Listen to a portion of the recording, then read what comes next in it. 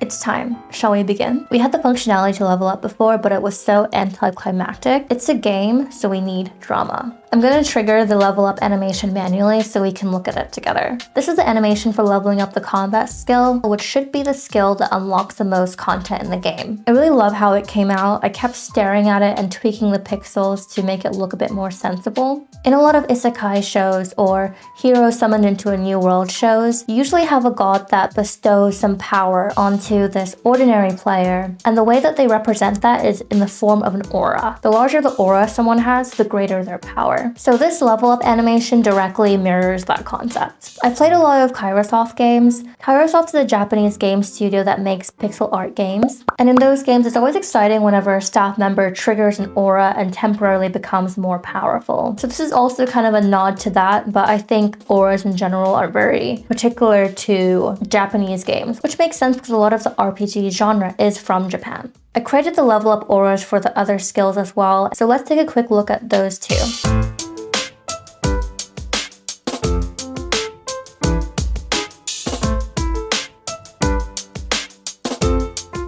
I feel like the theme of this update is why not? And that involves making our own sounds. Last time around, I did some audio editing to come up with some typewriter sounds for the NPC dialogue. Perhaps it was that, or perhaps it was just a lingering desire. But even though I had no plans of doing this, I decided to make some sounds from scratch. If we go back in time a little bit, I initially bought this microphone solely because I wanted to make sounds for cocktail stories. I wanted to have mixology and kitchen sounds, but I ended up just finding free sounds online instead. I don't know about you, but hearing and seeing someone make sounds with their mouth is one of my pet peeves. Not sure why, but anyway, here we have it, button sounds. The final result sounds a bit like this. Interesting, right? It sounds a bit like bubbles popping. I had found some button sounds before, but I wanted to make my own because I wanted to have similar sounds, but just slight variations on tone. Also, it turns out that this is technically how some sound effects are made, with your mouth.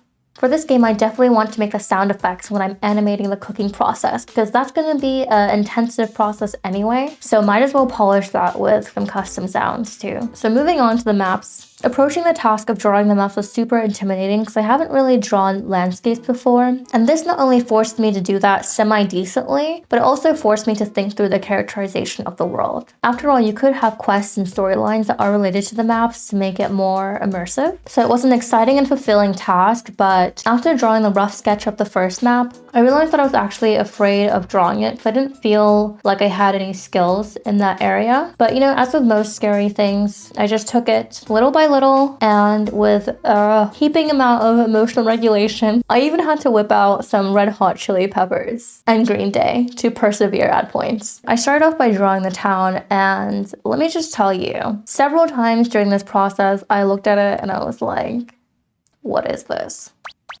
Oh well. But looking at it now, I seriously love how it turned out. I think part of the issue could be my pixel art skill level. Another reason is just a natural part of the art creation process where things look a bit off until they don't. And oftentimes with pixel art, I feel like a kid that is doodling a house with windows and a door and a stick figure next to it. It's okay though, one day my skill level will match the ambitions that I have for the landscapes in this game. Until then, we will persevere. As you may already know, I just had a simple sky with some clouds as a placeholder background before, but just look at the before and after now. I was kind of worried about the bushes, but even those look reminiscent of the real thing now. So I'm definitely happy about that. I moved some of the NPCs and the stations around to better match what I think could be the plotline and the future expansions of the map. You can see that the chef NPC went and dyed her hair a darker shade of blue, and now the chocolate god is floating on a cloud instead. I didn't think about this before, but in the same way that it doesn't make sense for the NPCs to be the same size as the players, it also doesn't make sense for the gods to be similar to the other NPCs. So I'm happy that I got this idea to elevate the god. Otherwise, it really just looks like an NPC who just got lost on their way to the ball. Now let's go down to the mind. I drew the second, and thank goodness, because I wholly underestimated how long it would take to draw these maps. But once I started working on them, not only did I realize how long it takes to actually draw them and to figure out even what does a mine look like, but it also takes time to think through how I want the world to look and how to keep a consistent art style. And as I worked on the maps, I got a lot of new ideas about how I want to add more character to the world, so that led to some detour. And one such detour is how long it took me to draw just the rocks on on the wall one by one. I think most people just create a tile and then copy and paste essentially that tile across the map, but I don't know, I decided that I should do it by hand. It's probably worth it eventually, right? But you know, no regrets here. I just reworked my upcoming tasks to take into account that I wanted to build a richer world. Ideally, I want every map to be exciting to unlock and to really trigger the player's imagination about the world. So I want to take my time and make sure that each environment is relaxing and wonderful enough that you just want to stare at it and watch the landscape go by. Drawing these landscapes also triggers my own imagination. I am a bit concerned about how I'll make a compelling storyline as someone who often just skips through the stories in games. But with each map, I feel like I'm creating a home for these NPCs and also for the players who are going to interact within them. One thing that I really underestimated is how much sheer willpower and creative energy it takes to be able to think through these maps. There's no way they would take 2 hours each. And when I was drawing the things like the crafting table or the stove, each one took 2 hours at least. So, guess I didn't think about the reality of the situation enough. Each map feels like I'm creating a painting, and paintings often take days, right? It could be a bit faster if I use tiles for the background, but the thought of other people experiencing and enjoying the game makes me want to put in just a bit more effort, and also it's just more motivating for me as well. So yeah, those were the maps. I feel like that was a big update, but there's more. I made some improvements to the interfaces by adding some explicit return buttons and dimming the background. Before, if you wanted to close these menus, you'd have to run away from the station, but that's kind of unpredictable behavior, not clear to see, and visually it just feels like there's a lot going on in the screen. So now it's easier to focus, but you still have some awareness of what's going on around your player. I also finally added the stat tooltips I was talking about. So now if you don't know what a stat does, you have a clear description of what it affects. Also something minor while we're here, but if you click on an NPC now, it actually turns around to talk to you wherever you are. Just a small detail, but I think these small details add up and make a better game. I've also made it possible for the player to equip items now. So let's say we're in the mines. In the mines, you need a pickaxe, right? Right now we don't have a pickaxe equipped, and it will tell you that. Now, as we equip it,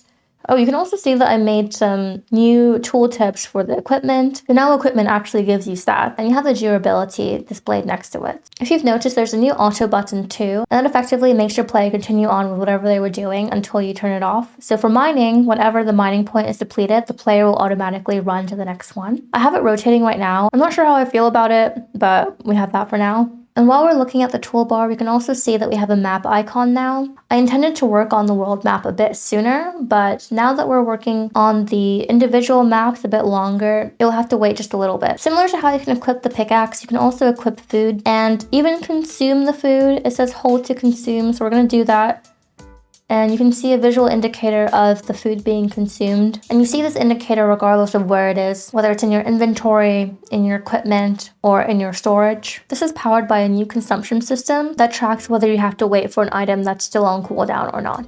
As for the next update, since I'm a bit stressed about not having finished all of the special features for the mines and the town, I want to complete that to get that out of my mind. And I also want to make the maps more immersive by adding some atmospheric sound effects or even some music maybe. I spent at least a few hours this past week just listening to different soundtracks that could be used in the game. So hopefully I can find one that matches the mood. Also, you probably didn't notice, but you can't see the rest of the mining map below because the camera doesn't follow the player's navigation. So I'm going to spend some time implementing that. Next time I'll have made the map for the slime monster as well, and this time I've budgeted way more time for it. And finally, something completely new, but I'm going to be working on the revival menus for when the player dies. I think this will be a great place to have some positive multiplayer interaction, so I'm going to have a fun twist on that. Before we go, if you have any feedback, whether it's about the game or the videos, or if you have things that you'd like to see, feel free to leave it below. I really appreciate the feedback that people have left so far. I generally think that people only take time to express their thoughts when they're genuinely interested in seeing something improve, so I'm only grateful. Also, my general philosophy towards feedback is if you're thinking something, then probably other people are thinking it too, but just haven't said it yet. So yeah, always feel free. That's all for today. I'll see you in 2 weeks with the next update. Feel free to subscribe if you'd like to continue following along with this journey to create this culinary MMORPG. Have a great start to your new year or your day whenever you're watching this. And thanks for taking the time to watch.